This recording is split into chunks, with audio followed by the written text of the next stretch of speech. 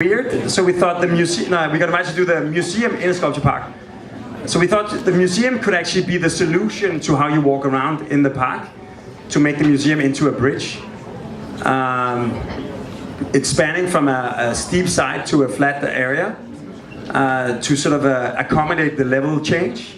The building turns, creating sort of a gallery with side light, one with skylights, one for media and one for paintings, and a weird room in the middle. A single window brings daylight into the building. And when you arrive, you come into a space where you have the stack of galleries. The warped space becomes a fanning stair that connects all of the different galleries. The skylight turns 90 degrees and becomes a panoramic view of the mill. So in a way you can say it's a hybrid between a museum, a bridge, and even a sculpture. You can see the museum as one of the sculptures in the sculpture park. And so depending on how you see it and where you approach it from, it really has this sort of almost like enigmatic character.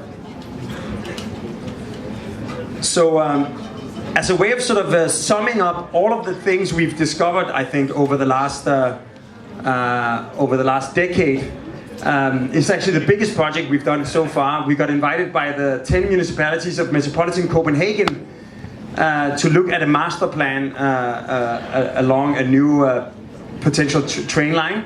And we thought, if you want to talk about the future of Copenhagen, you can't just talk about Copenhagen or even the suburbs or even Denmark. You have to talk about the whole metropolitan region, including Sweden. There's a bridge between Copenhagen and Malmö. It's the most populous area in all of Scandinavia. And by adding a 5-kilometer bridge, we can actually turn it into a single metropolitan loop where no area is further away than 40 minutes by public transportation.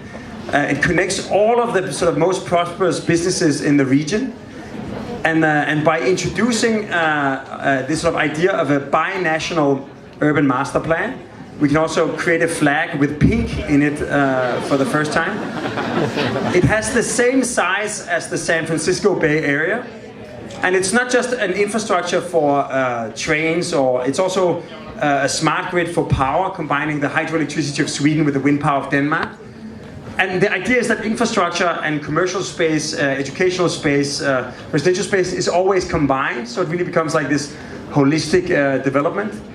And the first built example of this thinking is going to be a building right on the waterfront of Copenhagen. It's not going to be an opera house. It's going to be a power plant that turns trash into electricity and heating.